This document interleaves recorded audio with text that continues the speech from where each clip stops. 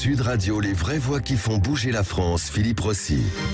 Les vraies voix des entrepreneurs sur Sud Radio à 19h27. Bienvenue à vous qui nous écoutez et bienvenue à nos deux entrepreneurs. Julien Lozano, fondateur de la plateforme de location immobilière Wheezy. Bonsoir Philippe. Bonsoir mon cher Julien. Emmanuel Lafont en face de vous, fondateur du cabinet de conseil Sparte RH. Bonsoir. Bon, bonsoir à vous. Tout le monde va bien. Le programme est chargé, je vous le dis ce soir. Dans quelques minutes, nous vous présenterons Alain Rétière qui sera avec nous, qui a fondé Trade Booster. Alors, il a eu une très très bonne idée. Il est en plateau avec nous. Bonsoir à vous. Puisqu'il propose à des PME de vendre, mais aussi d'optimiser les ventes de leurs produits dans les marketplaces. Alors, pour ceux qui ne savent pas ce que c'est une marketplace, vous le savez en fait, que c'est, vous les connaissez, c'est tout simplement Amazon par exemple, ou encore Cdiscount. Il nous expliquera concrètement ce qu'il fait, ce qu'il propose, comment il le fait, et puis surtout, il nous racontera son parcours évidemment, puisque c'est toujours très intéressant de connaître le parcours d'un entrepreneur très motivant également. Mais dans l'immédiat, j'aimerais vous présenter un tout jeune patron. Il a créé une boisson relaxante qui s'appelle Relax, constituée d'une quinzaine de plantes, boisson naturelle qui a été produite au jardin de l'Orbry à Bressuire, c'est dans les Deux-Sèvres. Ce jeune entrepreneur s'appelle Raphaël Collin, il est avec nous ce soir. Bonsoir Raphaël. Bonsoir à tous. Bonsoir à vous. Bonsoir Raphaël Collin. Bonsoir. Alors, vous avez 27 ans Raphaël, racontez-nous déjà qu'est-ce qu'il y a dans votre boisson. C'est une boisson relaxante, rassurez-nous, il n'y a pas de CBD parce que c'est la mode en ce moment. Hein. En effet, c'est la mode le CBD, Ouais. mais non, il n'y a pas de CBD, il y a une quinzaine de plantes différentes, comme par exemple de la valériane, de la passiflore, du houblon, du coquelicot. Donc c'est une boisson assez complète, assez différente de ce qu'on trouve actuellement. Et puis qui permet donc de détendre, de relaxer, et puis en même temps est très agréable à boire. À boire. Alors, c'est très original parce que souvent on a des boissons qui stimulent. Hein. Bon, la célèbre boisson rouge évidemment, puis il y a le Red Bull aussi, il y a d'autres boissons comme ça. Là, non, vous avez choisi une boisson relaxante. Alors, il faut la boire quand cette boisson? On peut la boire par exemple le soir avant d'aller se coucher, par exemple. Voilà, par exemple, avant d'aller se coucher. Pas avant d'aller au après- travail, j'imagine. Vaut mieux pas. Non, c'est avant pas d'aller au recommandé, travail. non. Ça Ouais. dépend du travail. Ouais, oui, Ou, voilà, c'est ça. après une journée Ça de dépend du travail, travail, ouais. Comment vous avez eu l'idée de créer une boisson relaxante? Comment ça vient d'un coup de se lever un matin, de se dire je vais créer une boisson qui va nous détendre? Il y a eu un boom des boissons énergisantes et je me disais il n'y avait pas de boissons relaxantes et pourtant beaucoup de gens étaient soumis à des situations de stress. Donc je me suis dit on va essayer de créer un produit, une boisson en particulier pour aider les gens à combattre le stress. Voilà. Bon. Et c'est une boisson Julien fraîche Lozano. ou c'est une boisson chaude? C'est une boisson fraîche qu'on a créée avec des médecins, des chercheurs, des pharmaciens et qui permet vraiment de détendre, de procurer un bien-être à l'organisme. Ouais, boisson fraîche qui n'est pas pétillante. Exactement, une boisson Ouais. plate, sans alcool, tout ce qu'il y a de plus simple, mais en même temps elle est assez complexe par sa composition. Ouais. Bon alors un petit mot Julien Lozano. Vous connaissiez Relax ou pas? Non, je ne connaissais ouais. pas. Bon, ça a été créé, inventé, déposé il y a quelques mois, donc c'est normal D'accord. que vous ne connaissiez pas encore. Donc des boissons chaudes relaxantes, je pense qu'il Ah bah y en a- oui, ça, on qu'il y en a connaît, quelques-unes, voilà, Ouais. notamment les tisanes. Je crois que là, Ouais. l'originalité, c'est effectivement d'avoir une boisson fraîche. Moi, je pense qu'il ne faut pas la boire, cette boisson relaxante fraîche, uniquement avant d'aller se coucher, mais effectivement pour faire face à quelques situations de stress, et je trouve que c'est une très bonne idée. Ouais. Emmanuel Lafont. Moi, Relax, j'adore. pareil, vous connaissiez pas? Non, je connais pas ouais. et j'adore la démarche. C'est-à-dire que tout le monde regarde dans une direction les boissons Bah oui. énergisantes. Énergisante, ouais. Et la super bonne idée de l'entrepreneur qui fait si tout le monde regarde à droite, je vais quand même voir ce qui se passe à gauche. Ouais, Et c'est ça. il C'est sort l'esprit un de produit, contradiction. Et on fait ah bah ouais, génial, super. Et tu sais quoi, j'ai hâte de la goûter celle-là. Mais il va nous avec plaisir. envoyer Raphaël Collin. Tiens, la Rédia, pareil, vous connaissiez pas, j'imagine. Pas du tout. Relax. Vous serez le bon client, tiens, le bon profil.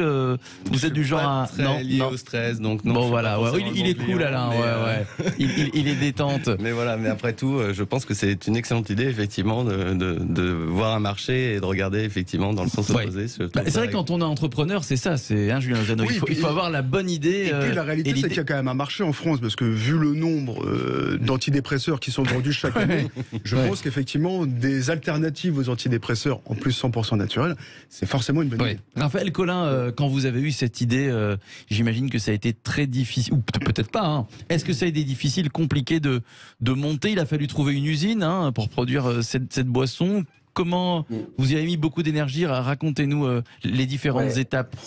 Déjà, ça a été difficile de trouver une recette, de composer cette boisson pour qu'elle soit agréable à boire et en même temps qu'elle ait vraiment des vertus relaxantes. Et ensuite, en effet, donc comment se procurer tous les plantes qui sont dans la boisson et qui sont parfois assez difficiles à trouver. Et ensuite, trouver une usine de production, comme vous le disiez, qui permettait de fournir les bouteilles, de faire la préparation, la pasteurisation qui permet de conserver la boisson longtemps. Il n'y a pas beaucoup d'usines en France qui permettent de faire des produits innovants comme celui-ci. Donc on a beaucoup recherché quelque chose qui pouvait répondre à nos besoins. On a trouvé une usine donc, dans l'ouest de la France. On produit aussi en France et ça, on en est très fiers. Et donc c'est là-bas qu'on a fait tout ça et la boisson est sortie maintenant de cette usine il y a quelques mois. Où on peut la trouver, cette boisson? Sur Internet uniquement? Alors on a commencé via, on a fait un crowdfunding et elle est en vente sur notre site relax.com. Ouais. Mais sinon après le but donc c'est de trouver des distributeurs. On est déjà présent dans une dizaine de bars et de restaurants, en particulier à Paris, et on commence dans quelques supermarchés. Il y a 2 magasins Leclerc qui ont commencé à distribuer notre boisson. Comment ça se passe dans ces cas-là? Alors pour les bars et les restaurants, j'imagine que vous y allez au culot, vous rentrez dans les restaurants et vous leur proposez la boisson? Ça se passe Voilà, comme ça? c'est ça. Ouais. Soit on y va physiquement, soit on les appelle, soit on envoie des mails ou via Instagram. On essaye d'être à l'affût des restaurants, des bars qui essayent de proposer un peu des nouveautés. Et on les contacte et on espère qu'ils vont apprécier et qu'ils vont essayer de la proposer dans leur établissement. Ouais. Et pour le magasin Leclerc, là, bon, j'imagine que ça a été peut-être un petit peu plus long, un petit peu plus laborieux, pour qu'une grande enseigne accepte de mettre Relax dans ses rayons. Ouais, c'est un peu plus compliqué, mais si on passe par des supermarchés en direct, le chemin n'est pas si long. Après, si on passe par des centrales d'achat qui sont au-dessus des supermarchés et qui fournissent les supermarchés en gros, là, ça devient plus compliqué. On a eu un entretien là en novembre avec la centrale d'achat d'Île-de-France des magasins Leclerc, et là, le processus est beaucoup plus complexe pour faire accepter ce produit via ce type de structure. Ouais. Tiens, qu'est-ce que vous inspire le parcours de Raphaël Collin, Emmanuel Lafont? Moi, je suis admiratif. Moi, j'adore les gens qui ont essayé de vivre leurs rêves. Voilà, exactement. Et ça, c'est super. Moi, je suis fan. J'ai une hâte de découvrir. Et je pense d'ailleurs qu'on va lui trouver. Vous auriez pu, vous, Emmanuel Lafont, voilà, vous lancer comme ça dans la production de boissons, de gâteaux. Ouais, il faut juste avoir l'idée, en fait. Ouais. Moi, j'accompagne. Que vous n'avez pas eu, donc. Comme ça, voilà. Soit tu as des idées, soit tu as de la méthode. Il faut avoir les idées, il faut aussi avoir le courage, parce que se lancer dans l'industrie, c'est quand même autre chose que se lancer dans le digital. Ça demande des investissements, ça demande des compétences, ça demande de la logistique. Moi, je suis toujours très admiratif, effectivement, des entrepreneurs et encore plus des jeunes entrepreneurs qui font le choix de se lancer dans la production de produits tangibles. Voilà, ça a de la gueule, bravo. Tiens, il y a un moment où vous avez été découragé, Raphaël Collin, où vous vous êtes dit, bon, je ne veux pas y arriver, allez, je vais laisser tomber. C'est une bonne question. Au début, pour obtenir des financements, ça n'a pas été facile. Quand on toque à la porte des banques, j'ai eu plusieurs refus et ensuite... pourquoi? Parce qu'ils n'étaient pas convaincus, elles n'étaient pas convaincues par Relax? C'est essentiellement pour ça? Pour moi, les personnes pouvaient être convaincues, mais c'est difficile en fait... en termes de risque, d'aider des jeunes entreprises comme ça, avec un seul fondateur, il n'y a pas d'associés, il y a assez peu de fonds propres.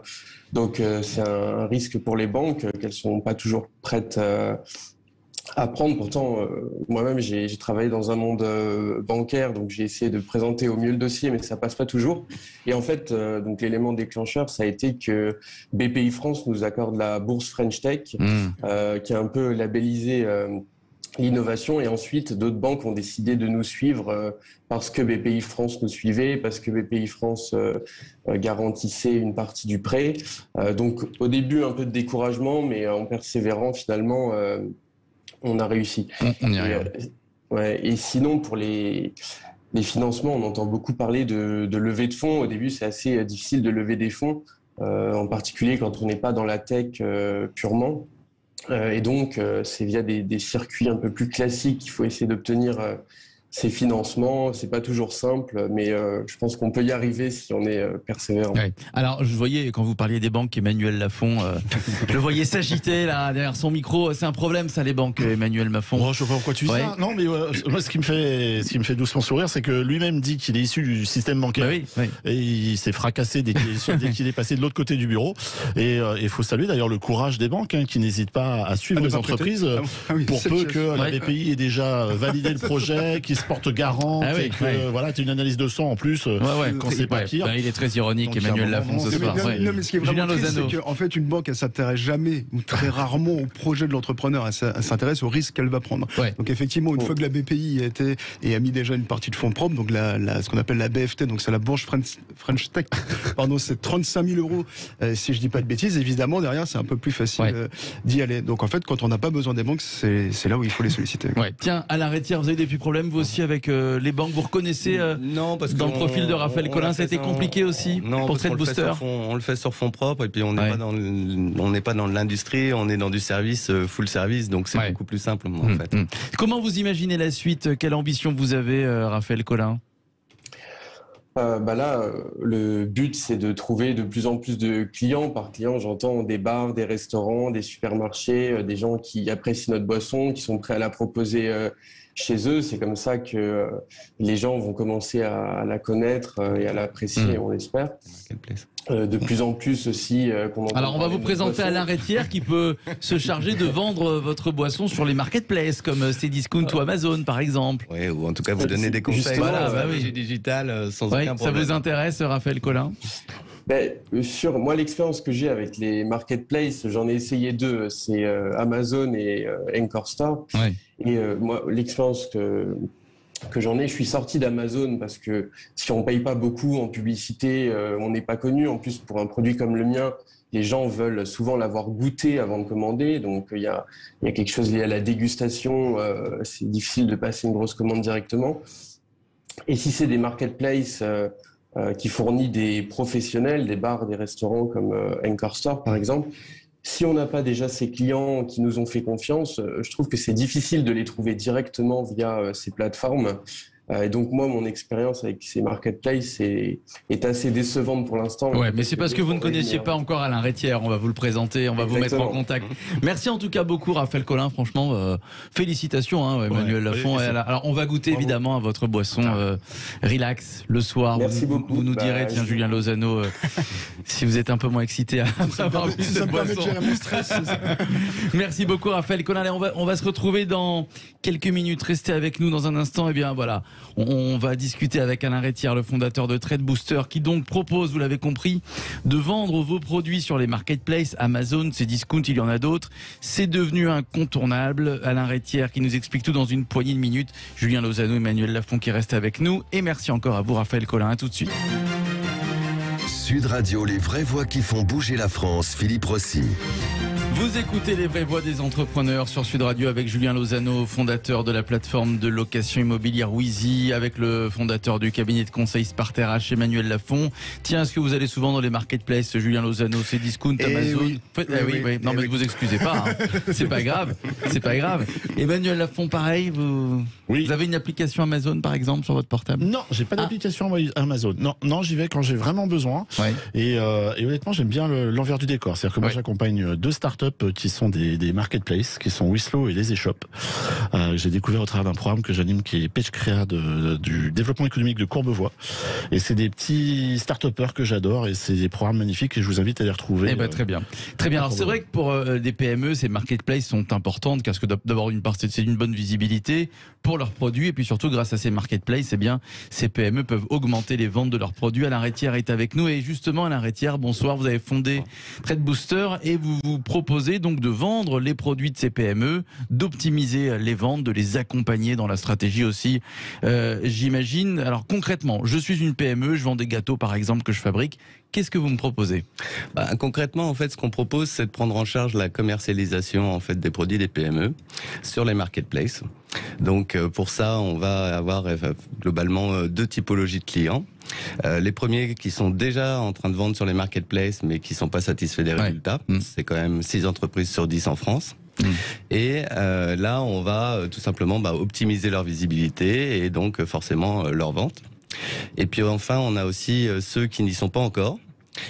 Et là, on va ouvrir pour eux leur compte, on va créer leur fiche produit, on va créer leur discours marketing et on va mettre tout en place pour qu'ils commencent à bien vendre sur les marketplaces. Parce que c'est vrai que ces 6 entreprises sur 10 qui ne sont pas satisfaits des marketplaces, le problème c'est quoi? C'est qu'elles y mettent pas assez d'énergie. C'est vraiment un travail, c'est pas un travail à mi-temps pour le coup, j'imagine. Il faut vraiment s'investir. En fait, c'est vraiment, on va dire, la contre-pub des marketplaces. On dit on peut vendre en un clic. La réalité, c'est oui, on peut monter effectivement, ouvrir son compte sur Amazon ou sur Cdiscount en un clic.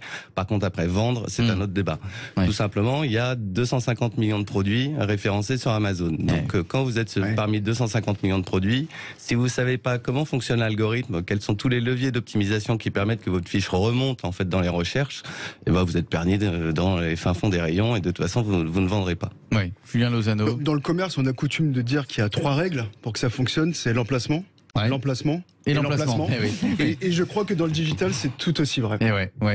Emmanuel Lafont, vous avez des clients que vous avez cités. C'est compliqué les marketplaces C'est super compliqué parce qu'on se dit génial, c'est l'Eldorado, je vais pouvoir vendre, j'ai pas besoin d'avoir de pas de porte ni rien. C'est un autre métier en fait, c'est complètement différent du commerce traditionnel et c'est une super voie d'opportunité, mais pour ça il faut s'appuyer sur des professionnels. C'est ça. Alors justement, comment vous est venue l'idée, Alain Rétière? En fait, comment est née l'idée? C'est une complémentarité d'expertise et d'expérience entre 2 amis de longue date, puisqu'en fait le cofondateur de TradeBooster, Olivier Scamps, et a démarré à vendre lui-même sur Amazon en 2009. Et puis il a commencé à conseiller des amis, puis qui sont devenus des clients, et tout en continuant son business de vente directe. Moi-même, j'ai un parcours en fait plutôt en grande entreprise, groupe anglo-saxon, mais dans la vente de services et de prestations d'externalisation. Et à force, simplement début 2020, on s'est dit que le e-commerce était en plein boom. On s'est dit que les marketplaces allaient prendre de plus en plus d'importance en fait dans ce e-commerce.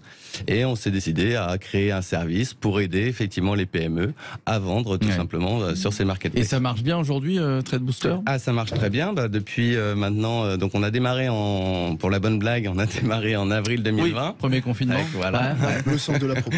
Exactement. Et depuis, on a grandement augmenté notre expertise puisqu'on est la seule agence en France à être agréée par Amazon, Cdiscount et Rakuten.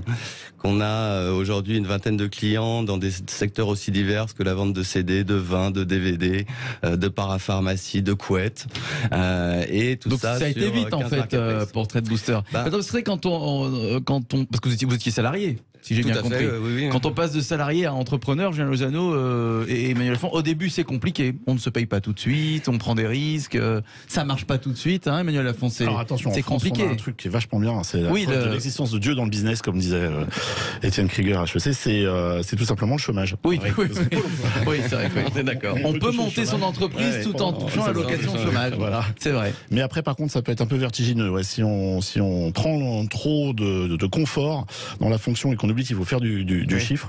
Voilà. Mais en tout cas, félicitations pour le pitch. Magnifique. Celui-là, super beau. Julien, vous avez galéré, vous, quand vous avez monté Je serai incapable de vous dire, pour la simple et bonne raison que j'ai jamais été salarié. J'ai créé mon entreprise à 23 ans, donc j'ai pas eu cette chance ou cette malchance. Mais est-ce que vous avez connu la galère de l'entrepreneur qui passe du temps à se payer, la galère, qui bosse jour et nuit? Oui, mais sauf qu'on le voit pas du tout comme une galère. Ou si on le voit comme une galère, il faut changer peut-être de métier. C'est-à-dire que la voie est pas la bonne. Moi, quand j'ai créé ma première société, qui était donc une agence immobilière spécialisée dans le logement étudiant, je vivais et je dormais dans mon agence immobilière parce que j'avais pas les moyens en fait d'avoir un pas de porte, de louer un local commercial et en même temps d'avoir un appartement. Mais je crois que c'était les meilleures années de ma vie d'entrepreneur. Donc je le vois pas du tout comme quelque chose qui était dur, au contraire comme quelque chose qui était très motivant et très excitant. L'ambition, pareil, à la Rétière, j'imagine que c'est d'avoir de plus en plus de s'agrandir, d'avoir de plus en plus de clients, de gros clients évidemment. Non, en fait, on a vraiment un ADN de PME, on cherche surtout pas les grands groupes. Peut-être parce que j'y ai beaucoup trop travaillé. Peut-être. Donc non, on a vraiment un ADN de PME. Pourquoi ? Parce qu'en fait, l'avantage c'est qu'on parle tout de suite en fait aux décideurs ou aux créateurs. En fait, on parle d'entrepreneur à entrepreneur. Et comme on a quand même une forte appétence au conseil aussi en stratégie digitale globale pour leur apprendre ce que c'est que ce monde-là, parce que finalement c'est un monde que les gens connaissent peu. On a vraiment cette volonté de rester sur de la PME et de rester sur une taille humaine. On cherche pas, on n'a pas ces l'âge à avoir des ambitions à 27 ans de conquérir le monde.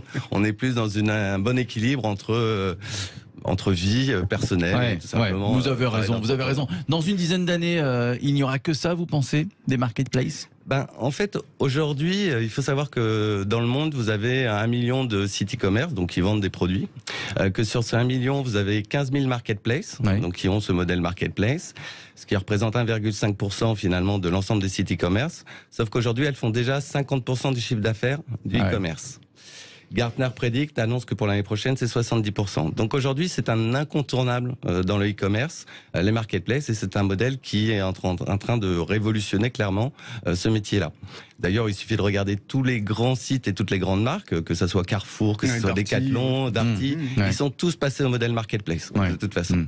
Parce qu'ils savent que s'ils veulent effectivement garder leurs visiteurs, il faut qu'ils agrandissent en fait le panel. Et la meilleure façon d'agrandir le panel sans mettre de l'argent, c'est faire de la marketplace, puisque la marketplace, c'est du dépôt-vente.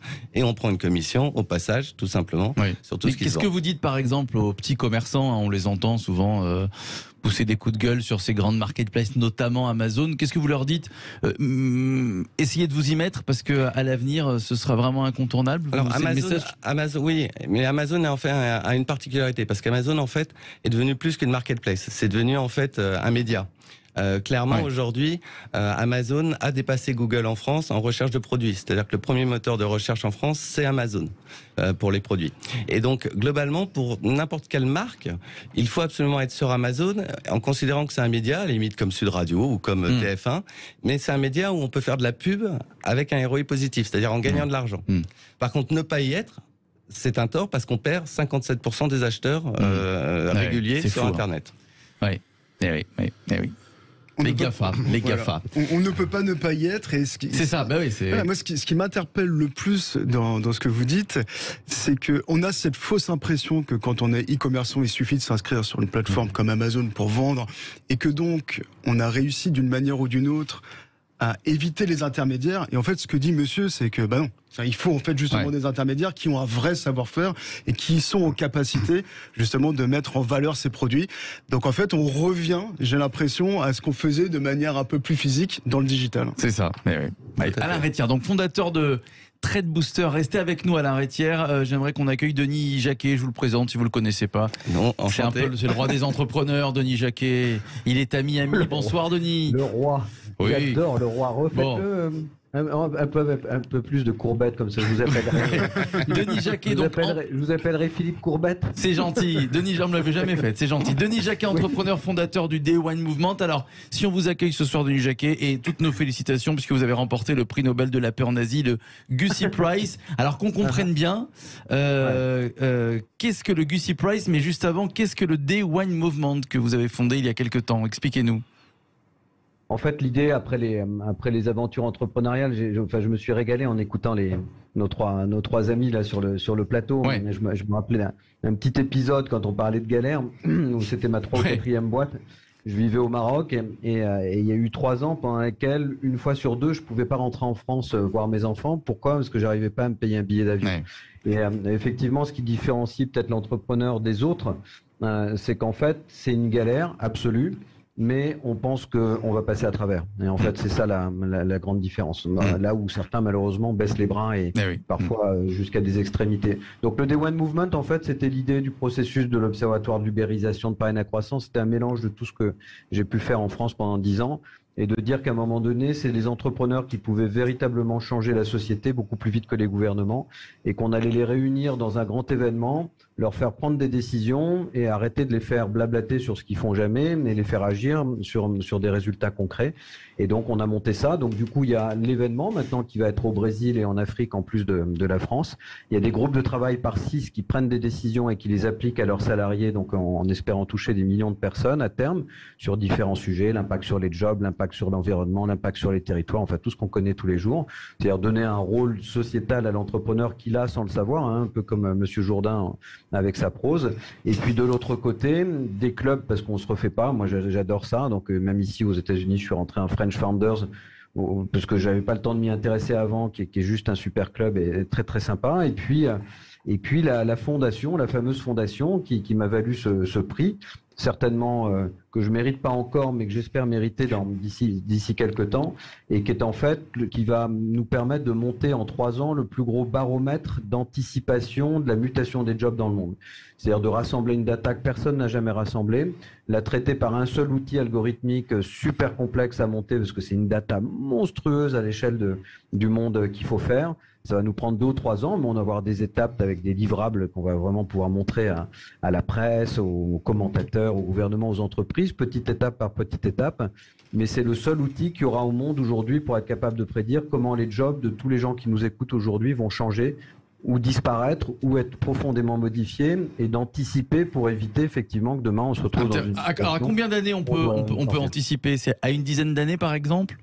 Là, avec l'outil tel qu'on l'envisage aujourd'hui, on serait capable, d'ici 3 ans, d'anticiper pratiquement à moins d'1 ou 2 ans, par territoire, par industrie et par typologie de compétences. Donc, ça serait un outil juste hallucinant.